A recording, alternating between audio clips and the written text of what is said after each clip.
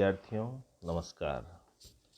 हम पिछले कालांशों से रसखान को पढ़ रहे हैं, उनकी कृष्ण भक्ति को पढ़ रहे हैं, उनकी लीलाओं को देख रहे हैं। यहाँ पर भी रसखान इस पद में भी उनकी उसी कीर्ति को गा रहे हैं जब कंस के प्रकोप से पूरा ब्रजमंडल चीख उठता है और उस समय किस प्रकार से नंद कुमार उनकी रक्षा करते हैं, यहाँ उसी का वर्णन हुआ है। कवि क्या कहता है कि कंस के कोप की फैल गई, जब ही ब्रज मंडल बीच पुकारसी। आय गयो तब ही कछनी कसी के नट नागर नंद कुमाररी। द्वेरद कोरद खींची लियो रस खानी, तबे मन आयो विचाररी। लागी कुठोर लई लखी तोर, कलंक तगालत कीर्ति डारसी। यहाँ किस प्रकार से कृष्ण लोक की रक्षा करते हैं, उनके रक्षक स्वरूप का यहाँ पर चित्रण है। यहाँ क्या कह रहे हैं कृष्ण? रसखान कृष्ण के बारे में कह रहे हैं कि उनका जो लोक रक्षक चरित्र है वह उल्लेखनीय है। जब ब्रज के गांव में कंस के अत्याचारों से पीड़ित जनता की रक्षा के लिए पुकार होने लगी, तो नट नागर नंद के पुत्र कृष्ण कछनी कसकर जनता की रक्षा के निमित्त आ गए। कंस के कोप की फैल गई। इस पंक्ति का यही आशय है कि जब कंस के अत्याचार बढ़ गए तब ब्रजमंडल बीच पुकार से, तो ब्रजमंडल पुकार उठा कि हमारी कौन रक्षा करेगा। ऐसे समय में आय गयो तब ही कछनी कसी के, अपनी कछनी को कसा और नटनागर नंद कुमार उनकी रक्षा के लिए आ गया। यानी वह तैयार होकर के आ गया, कमर कस करके तैयार होकर के आ गया कि कंस के अत्याचारों से मुक्ति का मार्ग मैं दिखाऊंगा। और उसी समय द्वेरद के रद खींची लियो। रसखान इस संबंध में एक घटना का उल्लेख करते हैं कि जब एक पागल हाथी उन्हें कृष्ण को मारने के लिए कंस ने भेजा, तो कृष्ण ने क्या किया? द्वेरद को रद खींच लियो, हाथी के दांत खींच के निकाल लिए। तब ऐसे समय में विचार आया कि रसखान तबे मन, ऐसी घटनाओं को जब रसखान सुनते हैं तो उनके मन में यह विचार आता है कि जब वो हाथी के दांत खींच सकते हैं, यानी बुरी स्थितियों से भी उसको खत्म कर देते हैं, सामने वाला कितना बलशाली क्यों न हो, उसकी भी उन्हें परवाह नहीं है, लेकिन ब्रजमंडल की रक्षा के लिए वह इतना कर सकते हैं, तो लागी कुठोर लहित और कलंक तगालते कीर्ति डारसी, तो वे कलंक को जमीन में डालकर कीर्ति को प्राप्त करेंगे। यानी कलंक कितना भी क्यों न हो संसार का, उसके बावजूद भी उन्हें अपना कल्याण अवश्य दिखाई देता है। यानी कहने का आशय है कि ब्रजमंडल संकट में है और कृष्ण उनकी रक्षा के लिए तैयार होकर के आ जाते हैं। तैयार ही नहीं होते हैं, बल्कि विपरीत स्थितियों का वो सामना करते हुए एक बलशाली हाथी का दांत तक खींच लेते हैं। ऐसे दृश्य को देख करके रसखान विचार करते हैं कि इस तरह तो हमारा भी कल्याण हो जाएगा। तो इस पद को आपने देखा, इसमें कृष्ण के लोक रक्षक रूप का चित्रण है, अनुप्रास अलंकार है, ब्रज भाषा का प्रयोग है, भक्ति रस की व्यंजना है, प्रसाद गुण है और सवैया छंद है। तो इसमें पद में आप देख रहे हैं ब्रज मंडल बीच पुकारसी, कंस के कोप, यहाँ पर अनुप्रास है, कछनी कसी का अनुप्रास है। तो सवैया छंद की मिठास इस पद में आपको दिखाई दे रही है। तो यह रहा 11वां पद। इसके भाव और शिल्प को आप अवश्य देखें।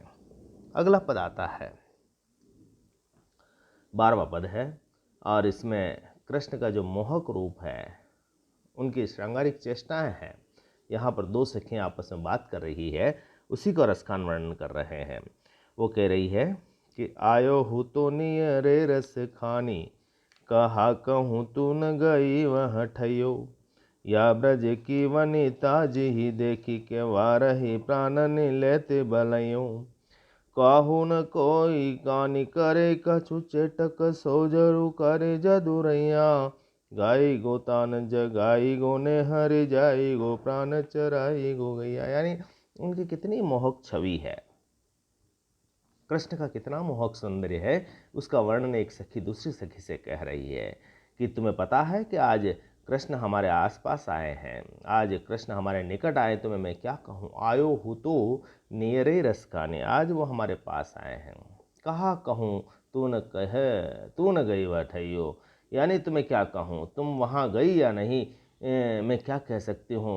यानी इतना सुंदर दृश्य था कि जब वो हमारे पास आए, तुम वहाँ गई या नहीं गई, तुम्हें जाना चाहिए था, और कृष्ण के दर्शन का लाभ तुम्हें अवश्य लेना चाहिए था, तो तुम्हें आनंद की अनुभूति, कहाँ कहूँ, क्या कह सकती हूँ तुम्हें, जब मैंने उन्हें निकट से देखा। तू न गई क्या, तू वहाँ नहीं गई क्या, वहाँ ठई हो उसके पास में, या ब्रज की वनिता जहीं देखी के। ये ब्रज की जो स्त्रियां हैं, जो अपने प्रभु कृष्ण को देख करके अपने प्राणों को उनके प्रति समर्पित कर रही है, वाह रही प्राण लेती बलैया, और कृष्ण की समस्त बालाओं को, कष्टों को अपने ऊपर ले रही है। ये आप देख सकते हो, जैसे ही कृष्ण निकट आए हैं तो सभी उनकी कामना कर रहे हैं कि भगवान के कुछ ना हो जाए। प्रभु पर वो न्योछावर हैं, उनके बलैया ले रही है, उन्हें आशीर्वाद दे रही है, उनके अच्छी कामनाएं कर रही है, मंगल कामनाएं कर रही है, उनके प्रति समर्पित भी हो रही है। जब कृष्ण आए हैं तो वो अपने प्रेम में इतनी पागल है कि को न काहो की कहानी करे। कृष्ण जब आए हैं गाय चराते हुए तो कोई किसी की लज्जा भी नहीं कर रहा है। कहानी का मतलब होता है लज्जा। ऐसा लगता है कि कछु चेटक जो कछु करी गयो जुद्र, ये यदुरैया है, यानी यादुराई यानी यादव कुमार है, ये जो राजकुमार है नंद बाबा का, इसने एक ऐसा जादू कर दिया है कि वो कृष्ण के अलावा कुछ सोच ही नहीं रही है। उनके सामने सिर्फ कृष्ण का ही छवि और उनके दृश्य दिख रहा है। ऐसी स्थिति में ऐसा प्रतीत होता है कि उसने कुछ जादू कर दिया है। कोहू न कहानी काहू की कहानी करे। ऐसी कोई स्त्री नहीं है जो घर की मर्यादा का, लोक की मर्यादा का वहाँ पर ध्यान रख रही है। तो साफ साफ दिखता है कि नंद कुमार या जो कृष्ण है, उन्होंने कोई जादू कर दिया है। वो क्या कर रहे हैं कृष्ण कि गाय गो तान जगाई गो ने हरिजाई गो प्राण चराई गो गैया। वो यहाँ पर कृष्ण आए हैं, बांसुरी की तान सुना रहे हैं, और गोपियों में कृष्ण के प्रति प्रेम जागृत हो गया, और इस प्रकार वे हमारे प्राणों को रिझा करके चले गए, और हम उन पर न्योछावर हो गई हैं। ये हमें उसी तरह प्रसन्न करके चले गए जैसे वे गायों को चरा कर चले गए हों, अर्थात जैसे उनका हमारे प्रति कोई लगाव ही ना हो। यानी गायों को चराने वाले कृष्ण, हम तो उनके प्रति एक अनुरक्त हो गई हैं, लेकिन वो चले गए हैं, अब हम उनकी स्मृति में खोई हुई हैं। तो यही ब्रज की युवतियों की दशा है, जो कृष्ण के प्रेम में, अनुरक्ति में डूबी हुई है। कृष्ण को तो संसार के सारे क्रियाकलाप करने हैं, और इसीलिए वो कई बार उन चीज़ों की ओर ध्यान नहीं दे पाते।